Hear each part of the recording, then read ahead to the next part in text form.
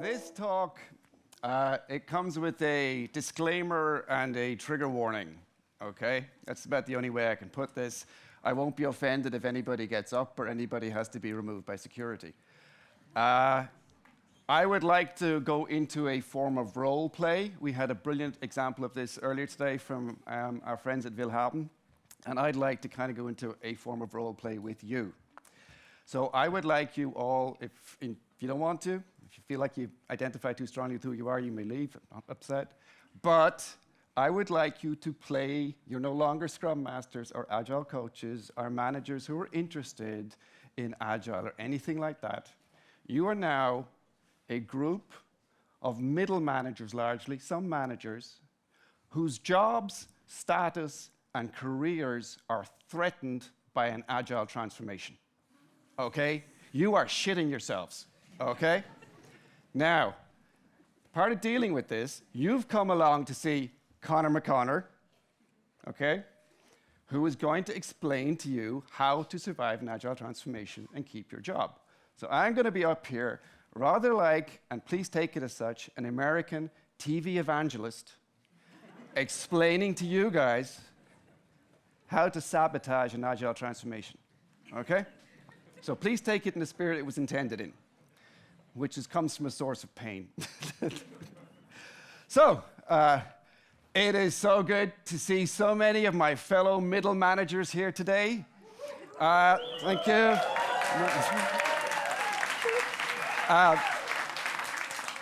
You know, it really is a privilege for you guys that I can be here at Agile Tour Vienna.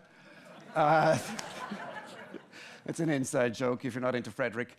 And look, I'm the guy to tell you about this kind of stuff because Conor McConor, CIO at 2 Fortune 500 companies, and I swear to God, I was into those companies, I'd done the Agile transformation, and I had left with a golden handshake before they realized nothing had changed.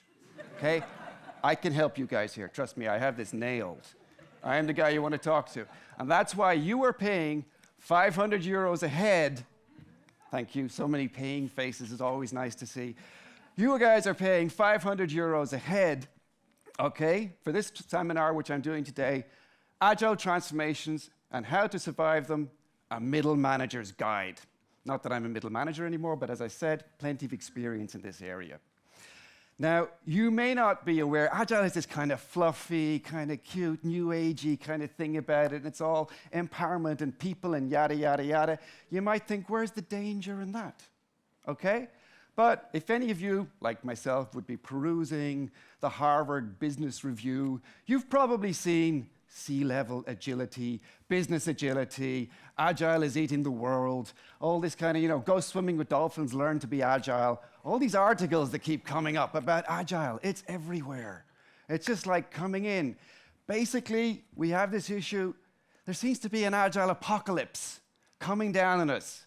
Now, I haven't quite decided what the 4 horsemen of the Agile Apocalypse are, whether it's like Scrum, Kanban, Safe, and Less, or whether it's, transparency, inspection, adaptation, and empowerment. There's going to be some of those rubbishy kind of things, something along those lines. But the apocalypse seems to be coming upon us, okay?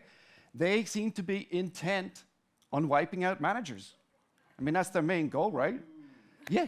Who was that? I heard there was a talk this morning. I heard this talk this morning, which was like basically, get rid of managers. How obvious are they going to make it? I mean, it's kind of like, it's there in black and white. Get rid of managers. Of course you feel threatened. I mean, anybody would. So here's the first bit of good news about this, this Agile Apocalypse. If it's coming, it's taking its fucking time. Okay? This apocalypse, it's happening in slow motion. It's been 20 years, people, since they did their manifesto thing. Nothing's really changed. Let's be honest. We're all still here. And if we're honest, climate change is probably going to do for us before the Agile Apocalypse does. First bit of good news. Okay?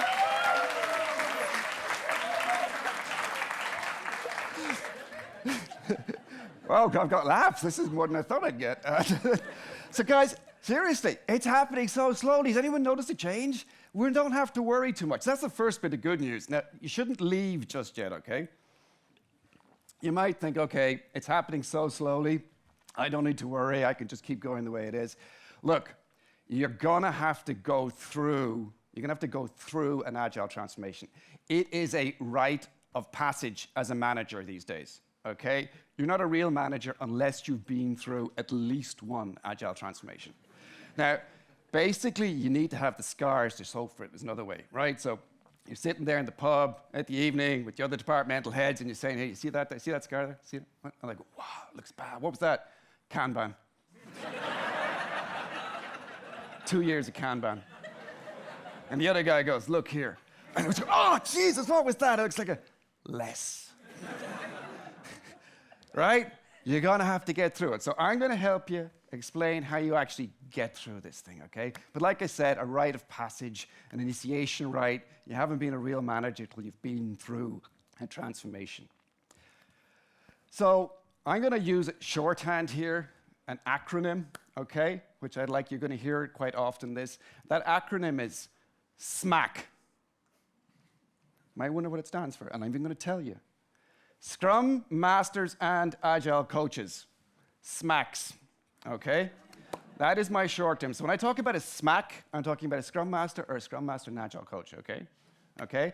When I talk about a SMAC head, I'm talking about the guys who are so high on Agile that they are just like doolally, okay? So there will be SMAC and SMAC heads. You really got to watch the SMAC heads because they're harder to stop. The SMACs are a bit easier to stop, okay? So that's just going to be this little acronym I'll be using. You'll hear it come up every now and again. So first off, another point to learn. So the first thing, the apocalypse is taking time in slow motion. So it's going really slowly, okay? Next card you play, okay, it's the manifesto for Agile software development. Everyone goes, it's the Agile Manifesto. No, it's fucking not. It's the manifesto for Agile software development. Do you see the word business in there anywhere? Okay? It's not there. Guys, it was written for a team of 7 developers in C++ writing a program back in 1999. That's where it fucking comes from. And now we're supposed to make the whole company agile?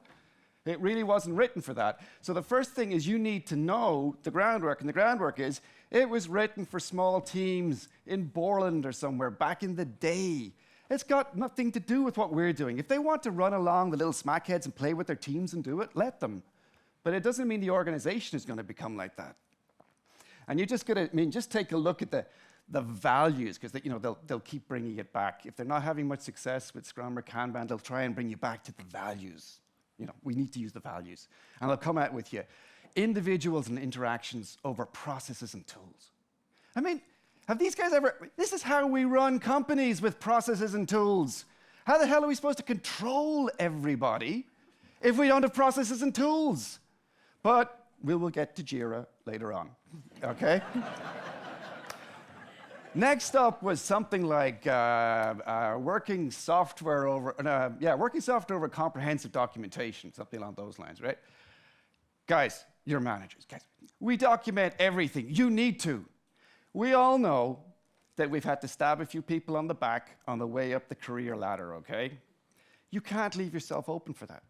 And the only way to make sure you're not open to being stabbed in the back is to document everything. Absolutely everything. Okay, so I don't know where they got that one from, but obviously they didn't get stabbed in the back enough to think about it before they wrote it. And next then we got customer collaboration over contract negotiation. Now, these guys obviously never sat with central purchasing when the supplier comes in and you're doing a fixed, it's a fixed price contract and the supplier is sweating as you bring him down 12% from his already lowest bid, and you really see the guy sweat. That's one of the joys of life. How can they take that away from us? The whole change request thing can get a bit messy, but if you win on the change request front, it's okay. And then the last one is to be honest with you, it's pretty delusional. Welcoming change over following a plan. Have they never stood in front of a project steering committee? I swear to God, you can't go into project steering committee and they say, how's it going? And you say, yeah, well, the outstanding backlog is 427 story points. That won't get you very far. So guys, we stick to it. We got our iron triangle. Stick to it. It works. It's still there. The Agile Revolution's been going on for 20 years, and we still got the iron triangle. Not much has changed, and that's what you need. But even though the manifesto in itself is sort of like its values, you can kind of twist it around a bit and play with it a little bit, and you can kind of throw it back at them as saying that's grand on a team level, but we're trying to run a company here. The real culprit, I think, other than presentations that say get rid of managers, is the Scrum Guide. The Scrum Guide does not have the word manager in it. We don't exist, okay? In the Scrum Guide world, there are no managers. Yeah, it's like this. It's like, picture a world devoid of managers, where Scrum teams are able to reach their agile nirvana free of managers, okay? Fucking amazing. I don't know where they get it from. It's the Holy Trinity. Have you ever thought about it? It's like Scrum Master, Product Owner, Developers. It's like the Holy Trinity, the holy team that shall be allowed to do everything. Have you ever noticed how they talk about the teams? It's like, oh no, leave the team alone, touch it, don't change the team. No, you gotta leave the team alone. Let them do their thing. It's if by magic a team will and can deliver everything. You have to control them. Exactly. We're getting to Jira afterwards. Yes, the spirit of it. Yes.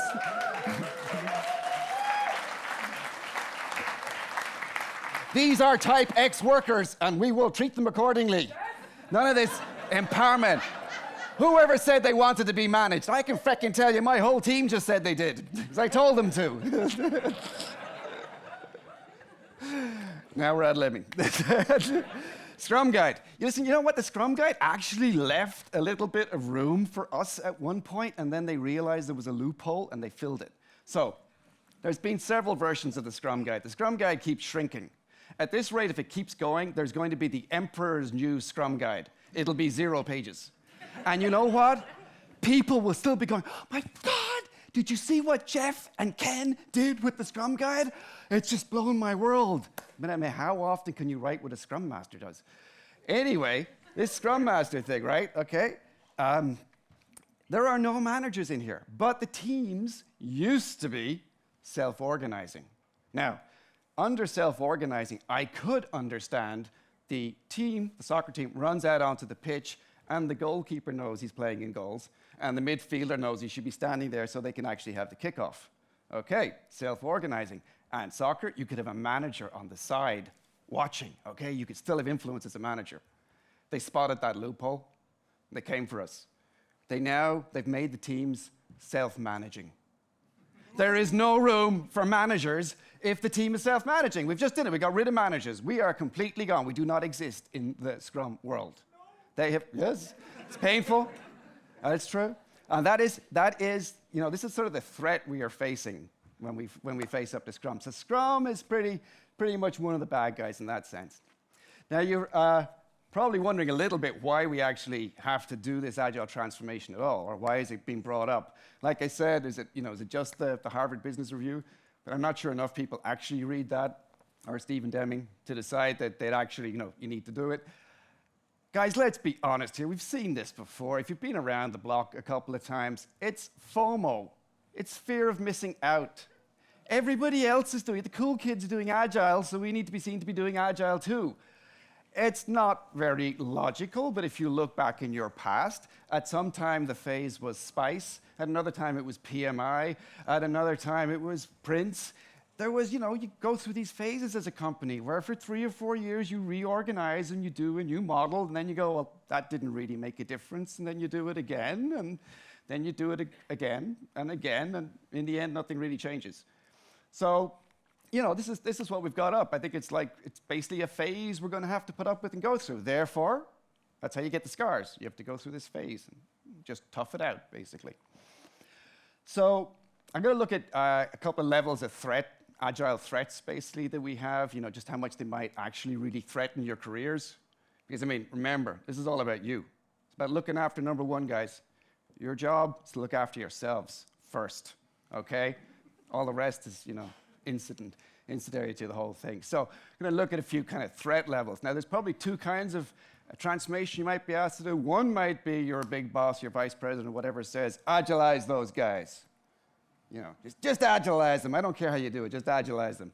That's great. You get to choose how it works. So you get to call the shots on how you agilize them, and you just do your teams just down there. It's okay. The other one's the external one, when the company decides, no, we're going big. We're going, whole organization we're going to do. Okay? So we're going to do the whole organization, and there's a transformation office, whatever they call them, change, blah, blah, blah, blah, blah thing that's kind of coming for you, basically. And they're probably going to throw some scaling framework at you, but we'll get to that later on. Do you like my presentation? Because so far, they're the notes. So we're going to start with, my, basically, if you have to do an Agile transformation and it's in your, you have the ability to choose what to do, the answer is Kanban. Okay, guys? Nothing says Agile like Kanban while delivering the minimum amount of change. Now remember, we're interested in keeping the status quo, and there shouldn't be any change. We want to stay in power. We do not need a rebellion from underneath or something like that. We've got to keep it quiet. Just keep it rolling. Keep everybody happy. So Kanban is brilliant. First of all, because it's super colorful. And you've got all these beautiful walls of boards like this that you've got, all down the halls, and it just looks so agile, so visible. It's so, you can see it. I know we've gone a bit hybrid at the moment, but it's there. And you can bring the board member, Kanban, okay, forget it.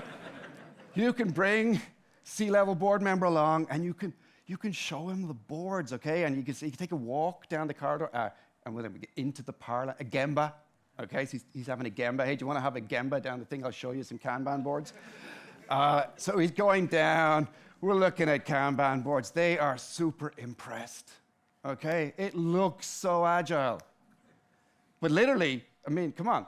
The best thing about Kanban, here's a couple of phrases in Kanban. First of all is show the work the way you do it. Okay, so we don't have to change anything. And then it's start where you are, and then stop starting and start finishing. So if you do it right, you don't go anywhere, okay?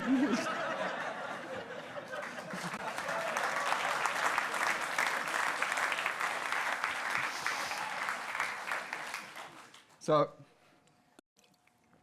Kanban, basically, the other great thing about it is you need a baseline in Kanban. So you got to let that thing run for 2 or 3 months, just so you can get your baseline, right? And at the end of that, maybe you've collected a few blockers and stuff like that, and you say, okay, yeah, let's take a look and see what they are. There might even be a good idea in there that could improve something. If anything impinges on your royal right to rule, okay, you just go, I'm sorry, that's beyond my sphere of influence or control. We can't do anything about that. Okay, that's all you need. That's the only card you need to play. So basically, Kanban is your friend. You got to do an Agile transformation, Kanban is your friend. One word of warning. Klaus Leopold. Flight levels, okay? Avoid this guy. He has this idea that management should also use Kanban boards, and this is totally missing the point. Guys, teams, you get your teams to do Kanban. You shouldn't have to do Kanban. You shouldn't have to change. What is this, a self-help group? You're the manager. You manage them. So just keep it on the team level. All's good with Kanban, okay? So next up, this is going to sound, so your next, basically you'll be lucky you get away with Kanban. You can actually, looks lovely. Next up is probably Scrum, okay? You're going to have to face off against Scrum. And honestly, you don't have any major scars unless you fought against Scrum, to be honest with you. So I'm going to tell you something kind of counterintuitive at the minute. You might think this is a weird idea. To how to deal with Scrum. The best thing you can do as a manager, if you have to counter Scrum, is do the certified Scrum Master. Become a CSM, okay? Yeah, see, nobody saw, you're not laughing, right? You got to think about this. First of all, know your enemy, okay? First off. 2 days around those smackheads, you've got an idea what they're going to be talking about, okay? Secondly, okay, this is more important. You are as equally qualified as any Scrum Master you have to deal with. You can tell them what to do. They can't tell you what to do because you're the manager. So you get like manager and you've got a CSM and they just have the CSM. Boom, you win. There you go. Delegation poker, I just won. Okay.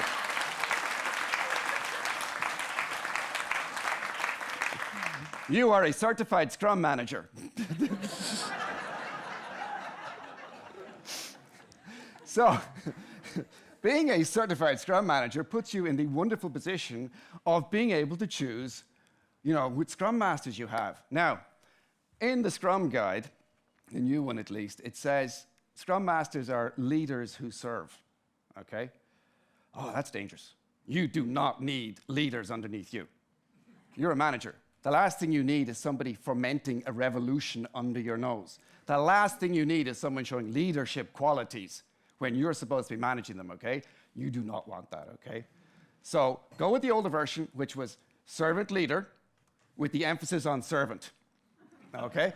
So think about it in terms of servant, and we're good. Now, you might be tempted to go for the easy option. So obviously, if this person's supposed to be a leader, they should have some standing, they should have some, people should look up to them, they have to show leadership qualities and stuff like that. So if you look at that, as I said, a bit dangerous. Now, you might be tempted to go with the easy option, okay?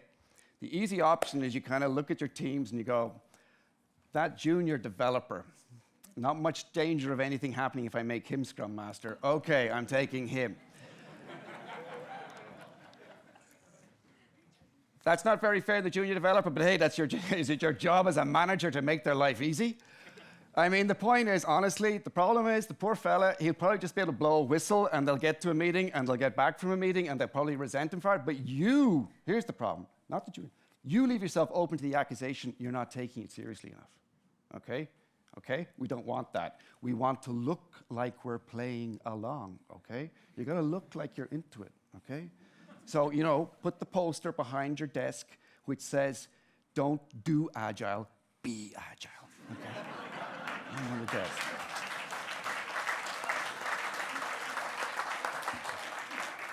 So, lads, here's a great tip. Senior developer. Take the senior developer. Most interested in being Agile, probably actually wants to be Agile, has no feckin' time whatsoever, right?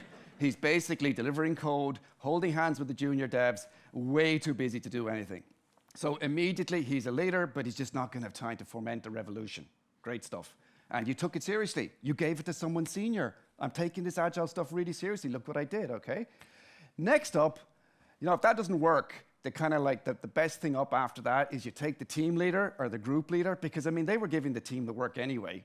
So you can make them Scrum Master, and then everything continues like it did before. And you're taking someone senior again. So and if there's a kind of an argument with the smack about this, you can kind of go, well, hey, basically, I'm a CSM. I know about these things. I've made a good choice. It's okay. And your manager, obviously, so you get to win that. The ideal situation is obviously if you can manage to make that group leader or team leader into both the Scrum Master and the product owner, you've nailed it. You've locked it down. It belongs to management, okay? It's yours. You own it, okay? Nothing's going anywhere. You do not fear. You can sleep peacefully at night if they manage that. But that's a pretty advanced trick, okay? But now, things could, sometimes companies, they can actually drag up a budget to get a Scrum Master, and you got to get a real Scrum Master.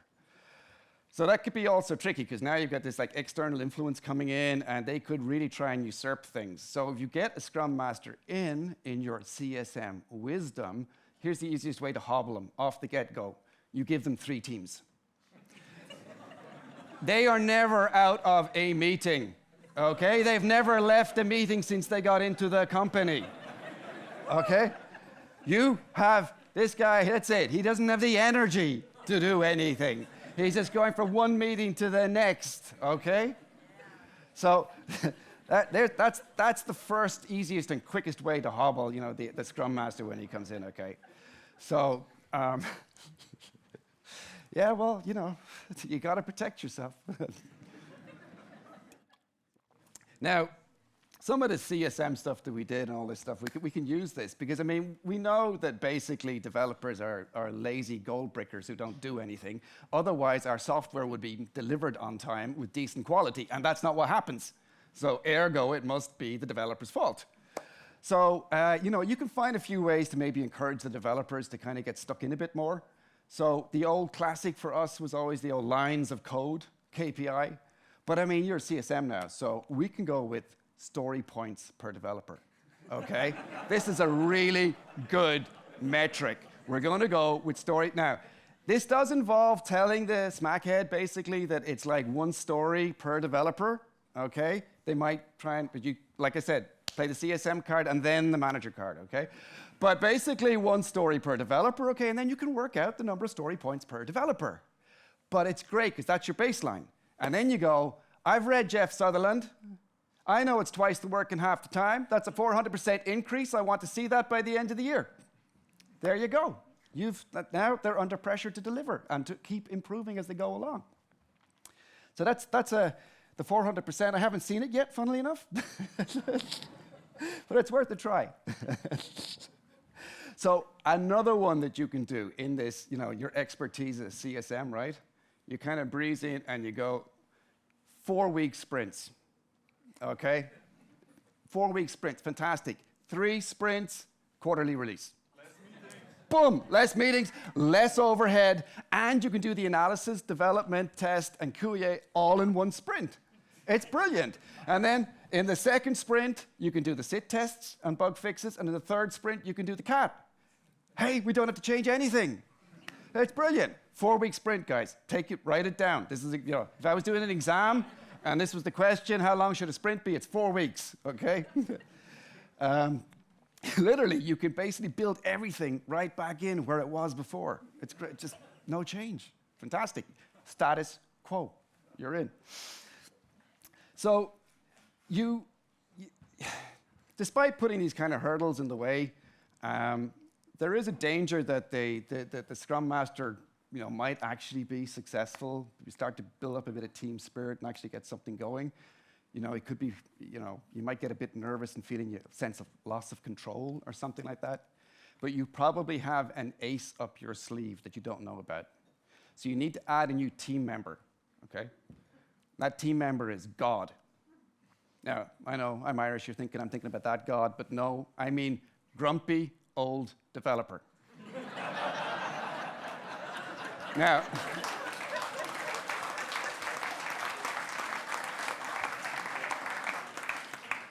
grumpy old developer has been a bit of a pain in your ass for quite a while, but now you're going to gift him to the smackhead. Grumpy old developer is a lifer, okay? He's been with the company for 30 years, okay? He probably started out in accounting or bookkeeping or something, and when they first brought out COBOL back in the year, where the dinosaurs were still around, he learned how to program that, and he is now the only person, so you're either programming COBOL or PS1 or RPG or Adabas or something like that, okay? And, he stopped being interested in learning something new when Pascal came out as a language, okay? This guy, he's seen it all, right? This guy is not interested in learning something new, okay? He wants his peace and quiet. He's got a way of working that works for him. Why should he change it, okay? So this is your secret weapon, okay? You insert grumpy old developer into the team. Grumpy old, you know the look. It's the.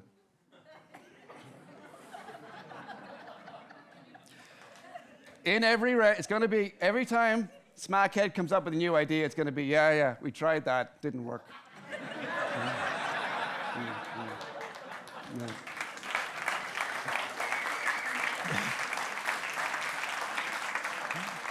The other one they'll come up with is, yeah, we used to work like that back in the day, but now you've changed everything, and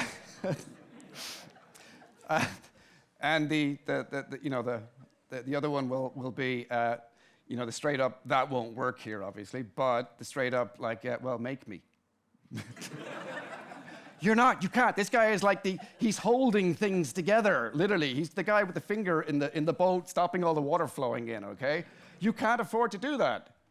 There's no way you can afford to do without him. Now, you know that this guy's main concern is he can smell his pension his retirement is around the corner, okay? This is where he's going. And why wouldn't he? I mean, why does he need to change things? But you put him into the team, and then basically you say to the smackhead, here's a challenge for you.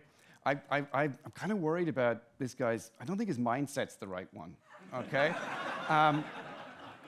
I think you need to work on his mindset. You think you can, I think you should, can you make sure he gets an agile mindset and just send the smackhead away and and then just sit back and watch, okay? It's like occupational therapy for a smack, it's like, here you go, have fun. It's like giving a dog a bone to chew on. It's like, this will take forever if anything ever happens, okay? So don't forget that that's your secret ace up your sleeve. Now, I need a bit of water. This bit of the thing doesn't normally work with you guys. I grew up in Ireland in the last century, which was actually the last millennium, when you think about it. And Ireland was not a particularly liberal country, let's put it that way. And basically, a lot of things were banned in Ireland at the time, sort of like various books and stuff like that, which was particularly interesting when you're a teenager, and because one of them was called The Joy of Sex. Yeah, you guys are too young to actually, back then it was a big deal, okay? Sex is still a big deal, but the book was a big deal back then, okay? There is also something that is banned with lots of pictures in it, but I feel free to talk to you guys about, and that is called The Joy of Jira. Jira is in our, if you think about what our values are, which is basically processes and tools over individuals' interactions, Jira, nothing tops Jira. Jira is basically the answer to all our problems, okay? So Jira can be manipulated and turned into basically a jungle where nobody knows what's happening, but particularly not the Scrum Master, okay? So, you've dealt with it. So first up, when you set Jira up, make sure that, you've got everything. So you kind of go like from the idea, and then you do the pre-analysis, and then you do the, how much is it going to cost, and then you do the actual analysis, and then you do the functional specification, then you do the technical specification, and then you actually do the development, then you do the testing, then you do the QA, then you do the sit, then you do the cat, then you do the deployment, and then you fix the bugs. And then you tell the Scrum Master it has to go through all those phases for a story for it to be definition of done, okay? The other option that Jira offers, which is particularly nice, is the ability to create lots of different issue types. So the Scrum Master is probably going to come along and say, I just need epics, features, stories, and tasks. That'll do. And you go, no. We've got incidents, change requests, new features, old features, legacy code, tech debt. We have capabilities. We have enablers. We have, you can think of so many issue types, okay? But it's not just a case of having lots of different issue types, okay? You've got to put a different workflow behind each issue type. That's the important thing. Put a different workflow behind each issue type. It makes building a board impossible, okay? And that's your main goal, okay? So You've basically created in Jira, you've created a kind of a jungle of different issue types. Even better still, throw different projects in so that he basically spends most of his time just trying to write query statements in Jira so he can try and get something on the board that he can actually look at, okay? There's just so many possibilities with Jira, it's incredible. Having done that, okay, you need to, remember I said you got to keep them busy. Ask for reporting, okay? Because now you have all these issue types, and you've got all the data, in theory, in Jira. You can ask them for a bunch of reports.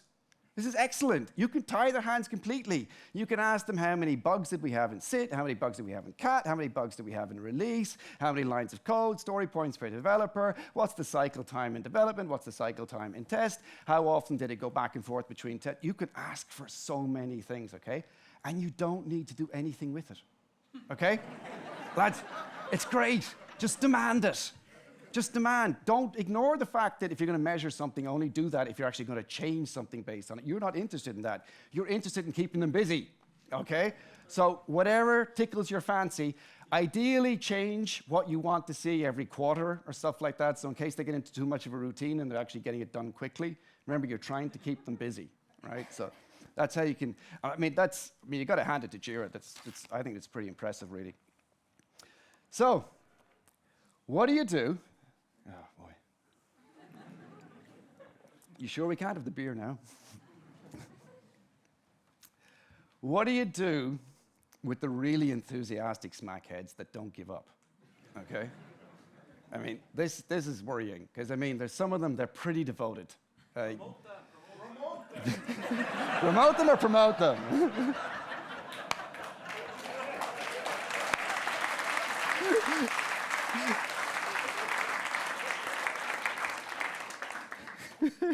Shit, what was I going to say?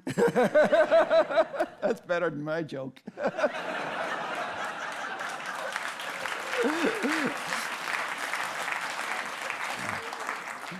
Guys, you got to take a leaf out of the book of Grumpy Old Developer, okay?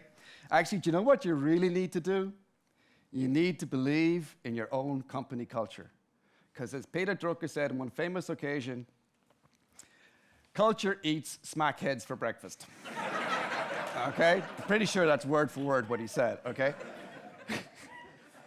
Give it enough time. You can sit this out, okay? The company culture will slowly wear them down if you don't. So we've discussed lobbing a few hand grenades at the start and making it difficult for them, but if they're really enthusiastic, just wait. And what happens is they become part of the system. They become absorbed into the system. And you know this has happened because they'll be in a meeting and they'll say, I've got this really good idea that we should, no, quality assurance will never play with that. No, forget it, no, we're not doing that. When they start to answer their own question with, no, that will never work here, they have become part of the system, okay? You have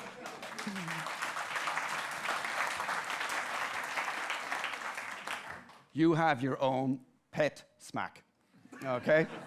Now, he's been broken in. He fits with the company culture now. I mean, he might, but you got to keep feeding them little scraps, though, because, I mean, you don't want them, you got to keep them little bits of agility every now and again. Otherwise, I mean, they will get upset. But basically, the hard work's been done, okay? One of the things you might want to do, you might want to offer them the possibility to invite an Agile guru, to come and visit sometime, okay? This might sound dangerous. You're inviting an Agile guru in. Isn't he going to spot that you're actually not really that Agile? Well, no, probably not. How can I put this nicely? A lot of the Agile gurus basically have their heads up their own egos, okay? So they are rather full of themselves. At some point over the last 20 years or 20 years ago, I don't know, they farted in a room or they signed something or they did something or other that makes them an Agile guru. When they come to visit, they're largely just interested in telling you you're doing it wrong, okay? That's how it's always happened, It doesn't matter, you can be honest. They'll just say, you're doing it wrong. This doesn't work in our company. You're doing it wrong. That's what they're going to tell you.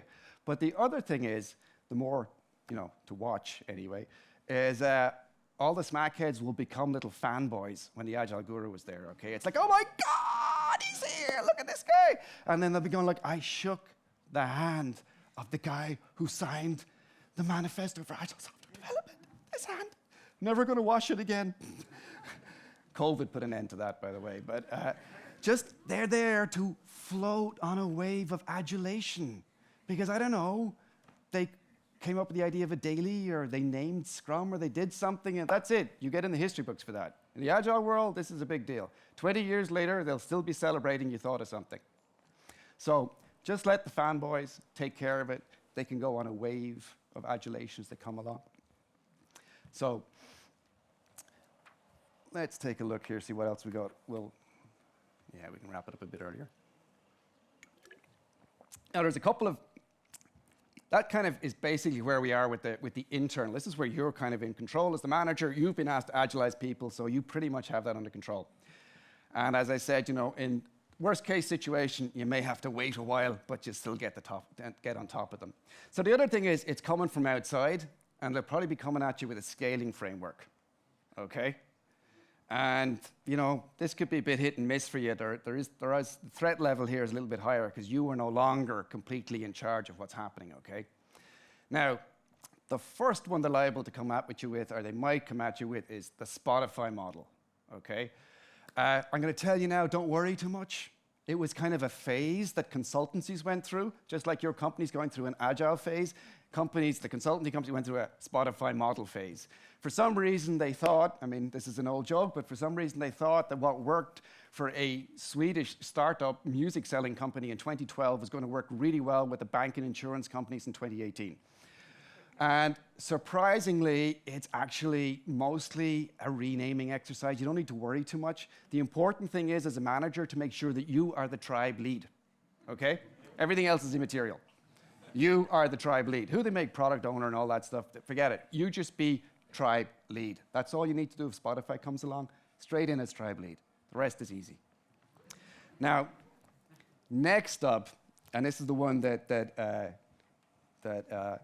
if they come with this one, yeah, we'll see. Scaled Agile Framework. SAFe. Okay? Now, Nomen is omen with SAFe. Okay? Safe as houses. Safe bet. Safe haven. Safe pair of hands. Safety net. Not safe for work. What is this saying to you? I mean, listen to the word. It's safe. You are safe with SAFe. They literally, if they couldn't have written it any bigger if they tried, I mean, they probably thought about this, guys. Think about it. I mean, imagine they'd actually called it the Scale Lean Agile Process. SLAP. I mean, do you think that would have gone down well? What are you doing? Oh, we're being slapped around at the moment. They called it SAFe. And for my German-speaking friends out there, imagine they called it the Scaled Agile Unified Framework, SAUF. Was tutsi, versaufen. I mean, that's actually having a drink, doing an Agile probably a recommendation, actually. But like, there's a reason they call it SAFe. So if somebody comes at you with SAFe, just sign on the dotted line and say, yes, please. Look, you get to keep your place in the organization, and you've got your choice of positions in the train. Now, obviously, the key thing here is just like in Spotify, you want to be the tribe lead. Now you want to be the train, okay? Make sure your department, I know it's not a value stream, doesn't matter.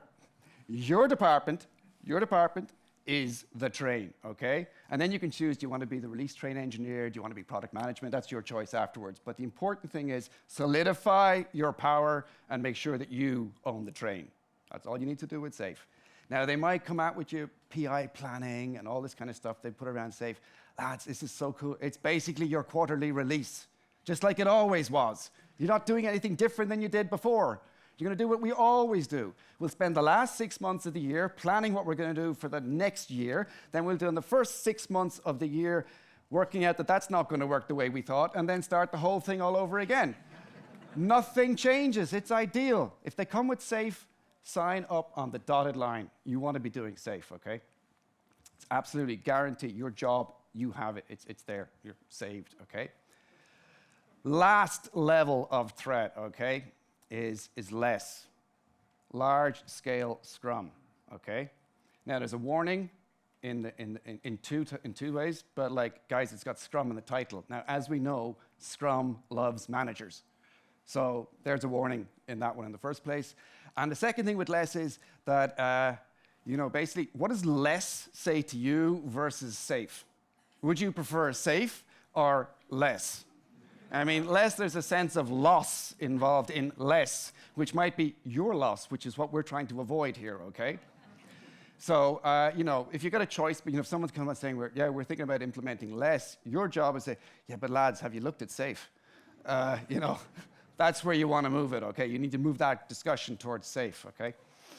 So, less can be, but there's an added danger to less, okay? And it comes in the form of one of less's creators, it's Craig Larman, and he has his rules of organizational behavior. And here's the problem. Craig Larman has rumbled us managers, okay? He has literally rumbled us. He has said that basically, I'm paraphrasing here, his first rule is basically, organizations are designed to keep the status quo of the managerial and power structures that exist. Of course. That's what we're here for. That's what we're trying to do. I mean, thanks be to God. Otherwise, we might be without a job. But he's rumbled us. So if like, there's a danger that Craig's going to come and visit, like you've got to block that. That Agile guru is not allowed to visit, okay? The other ones can visit. He's dangerous. He's actually got some pretty rabid ideas that we might, you might want to be careful about. So look it up. He's pretty much onto us. So as I said, we've pretty much gone through the Kanban, excellent. Scrum, Spotify probably won't hurt too much. Safe, sign on the dotted line. Less, probably avoid it if possible. Then we have, what happens though if it's actually, if there's a danger of some success? What happens if despite all the barriers and stuff like that, there's a danger of success? You need a pretty good nose for this. Now, what I would like to do is I like to start posting on LinkedIn saying how brilliant everything is going and making sure everybody knows that we're doing this Agile transformation and how cool the teams are and how I empowered everybody and stuff like that. You got to start early with this. Because coming up to the finish line, it's important to fire all the external smackheads so that you can actually claim the glory for you. And the advantage of this is your surefire way to becoming a CIO. Successful Agile transformation, that's it. You are on the rocket to being a CIO. CTO if you want to be, your choice, okay? There you go. So, actually, I think that's pretty much it. That's all I'm going to say. That's it. I hope now I've equipped you well to deal with any Agile transformations that come your way. And I will be out in the lobby signing photographs at 15 euros a pop for anyone who's interested. Thank you.